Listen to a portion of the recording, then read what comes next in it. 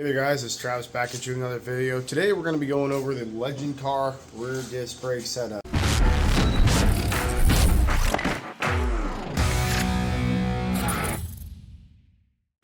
Alright guys, let's get started on our rear disc brake conversion. Been looking forward to doing this. Just got them in yesterday. We're going to go through it. So hopefully I got all the right hardware. Get this old axle out of here. Get this brake old drum set off here. Put the new ones on. First we're going to need a 9/16. I'm going to buzz off the old hardware here. There's 4 bolts in here. Get all those suckers out of there. Boom.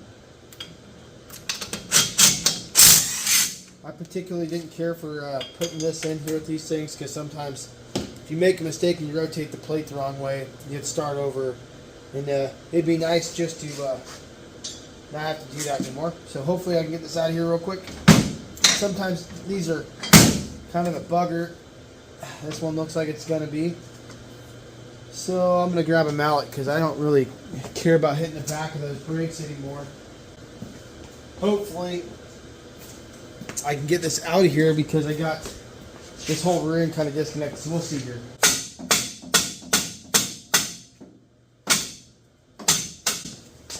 Sometimes these are a pain in the butt.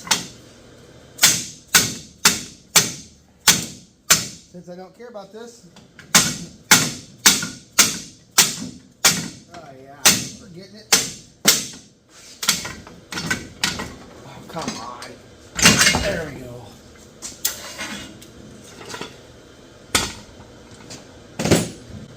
Gonna wipe down this old grease here, 90 weight, off of the axle itself so it doesn't leak all over the ground. Also, it's a good idea now that it's out just to check to see, since this is a new car, every time we change gears we check, but make sure your splines here are straight still. They can get twisted, oddly enough. I've seen them break before, which that's no bueno. Here's the old disc brake system. Flop that over there for now. Check out the bearing. Looks like the bearing just had a little bit of grease left on it, old grease, or got hot or something. I'll also check that gasket. Make sure that this axle is actually a newer axle. Make sure that it's still in good shape. That's good and clean enough for now. Gonna wipe this down here. What I do, because I left the gear oil in here, is I tip the axle so the fluid should be rushing to the other side, so it's not gonna dump out. The axle oil for the rear end here looked good, so I didn't change it. But anyway, I'm gonna wipe all this crap off here, keep all the grime and gunk from going inside the axle tube.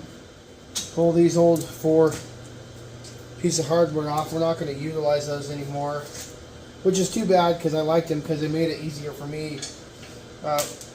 Made it easier for me when I was mounting axle shaft sinks so that I could just use an impact without a wrench. But upgrade, some things change, so it is what it is. We'll rock with it. So now that that's done, first things first is I'm going to want to basically fit this, make sure it fits good. See if I got to do anything. The other side I had to grind just a little bit. It looks like this side I'm going to have to do the same. Maybe just ever so slightly. I'll try it first to see if I can get it in there because I'm stubborn like that. Hopefully I can. So you're going to want to grab, this is your adapter that goes to your axle. I'm going to fit it right here so I know which way is which. Hopefully it mounts up pretty darn good. And it does. I'm just gonna mark the top here with a pen. That way I put it on right on the collar because I don't want to redo that either. Get all these 4 bolt holes lined up. Those look perfect. Just gonna mark it. Now this is just for me, just because I don't like to take it off, because sometimes you can get 2 holes right and then the other 2 don't line up and it kind of gets annoying. So I'm just going to mark it just for myself, just so I know that red is up right now, and that's how it's going to go on. So I'm going to put this same way down, so it should go this way, over the bearing. So we're going to take it over the axle bearing, just like that. And then spin the axle plate until these bolt holes all line up. Looks like that should do. So now I marked that one side with red, so I'm going to stuff this sucker right back in there. Try to be careful not hit anything, so you don't ruin your axle seal there. There's that. Should start to go in there. There we go. Now, since this was so hard coming out, and I have this marked already, I'm just gonna give it a couple wallops with a mallet. Some of these are tighter. There we go. I hate when they're tighter. Nick Prestone makes a polished one or whatever. And when next time I buy a rear end housing, I'm gonna buy one of those because I absolutely hate messing with this. So we're gonna grab a couple of the long hardware bolts and the plate. It's gonna go something like that. Hopefully this all kind of goes in there like it's supposed to. That'd be terrific. Usually it doesn't work out like that for me, but hey, we all can get lucky sometime. Oh, that looks pretty darn good. 4 washers. So I got these here and these 4 washers. I don't know if it's required or necessary, but you put one on each one anyway, just because. I wish, like I said, I wish it would come with the right stuff, the hardware and the options. And I mean, these cost more than the front brakes, for crying out loud. And it would just be a nice incentive to, when you buy a product, that you have all the pieces and you don't have to go buy your own hardware, your own shims, or I mean, I don't care about the instructions on how to put it in. I'm sure that we can figure that out, but I really would care about having all the parts and pieces. Now I use 2-inch bolts here. Now on this side I'm gonna use 1.5 inches because I just it's got an extra, I don't know, just 3/16. What is this thing here? 1/4 inch, whatever this plate is. And so I used the longer nuts. Now I probably could have gotten away with it, but maybe not. And I couldn't find any hardware that was like 1 3/4 inches. I mean, if I would have went to Fastenal or something like that today, but it is Sunday and they are closed. So I'm just gonna get this all on here real quick. Now I will say this should make it a lot easier to change gears in the future. So alright, we're gonna grab our little 9/16, start right here. Now I will just buzz these on, not crazy tight, until it starts to get snug. That's not even close to snug, but I'm just going to roll it around so I tighten the bearing down evenly.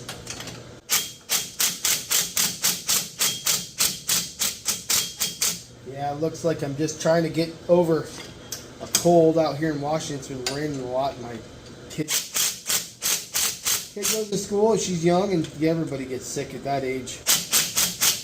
Alright, so now these are not tight all the way, but I'm going to go ahead and I'm going to dog them down now. And this is where I use the impact. I don't know what other people do, but I don't want to use a wrench. I just feel like these need to be as tight as possible, and then I'll check them with a wrench after the fact if I really, I mean, this thing hits pretty good. Boom, that's all done. Now, what we're going to need to do is we're going to need to take the this box here. Let me get a knife. Take this. This is going to be our rotor.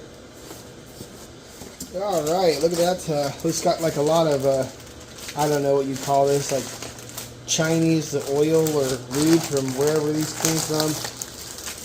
They put a lot on here. Wow, they didn't want this bad boy to rust. Probably ultra cheap grade metal, rust easy. I don't know.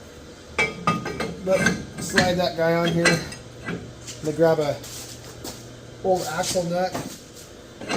This will help me keep this thing centered.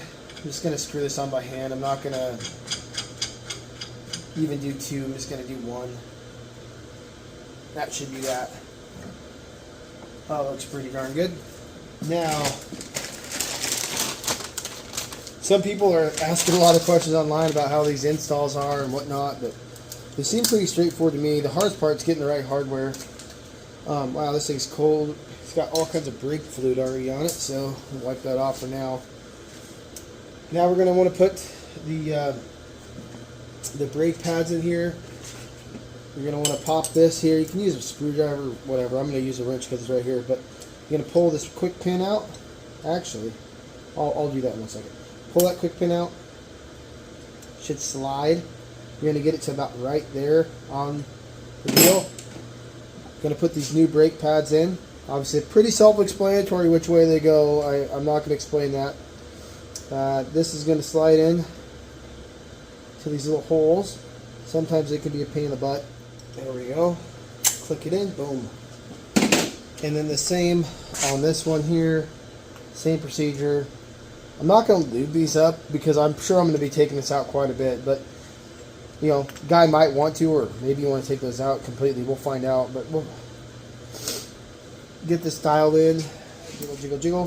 One more time to let go of it. And that's how you put your brake pads in there. Next step is we're going to use these washers. I'm going to pull this off now, and actually, hopefully this comes off without me having to clean it, which it's not going to, so that's cool. Shout out to KLR, Kyle Lang Racing. That's my buddy Clint's son. Kid's pretty darn good. Finished runner-up 3 seasons in a row. Running for a championship at Evergreen Speedway. Very good little driver. Now, I got to put a 90 on that guy. Alright, so they don't give you even Teflon tape. I mean, so if you're like a guy that doesn't have a shop and you have medium tools, this probably is a project for you, but just watch. It's not really hard, but so we're going to want to put like at least a wrap on there, the Teflon tape. Don't get crazy with it. Some guys will get all kinds of wild with the Teflon tape. Make sure that the ends here is clean. And we're going to screw the sucker in there like that. This is a 7/16 wrench, and you can turn this guy. Now, I don't know. It's probably going to go something like that. I don't know. I might adjust that more as we go. We'll grab our little bolts. We're going to slap this guy on. So it's going to go, yep, see, I was holding it the wrong way. This has got to spin 90 degrees at least. Something like that, probably. Alright, so this is going to go just like that. Now we are going to have to get some washers and stuff and shim it with some washers, which, like I said, it doesn't come with. So hopefully I have enough. Probably don't. I have to go buy some more shim washers. We're gonna try sticking the caliper on. Stay there. I'm gonna do the bottom first. So what I'm gonna do is I'm gonna stick the bolt through in one bigger washer and a shim washer, just like so. It's easier to start on the bottom, but you do what you want. And I already kind of know that this worked on the other side, so kind of know where to start at. But it could be completely wrong for all I know. And then we're going to do the same here. Stick that bad boy through. 1 and 1. Up and in. Now, I'll bring the camera just a little bit closer so you can see. What we want to do is make sure that our brake pads on each side stayed center.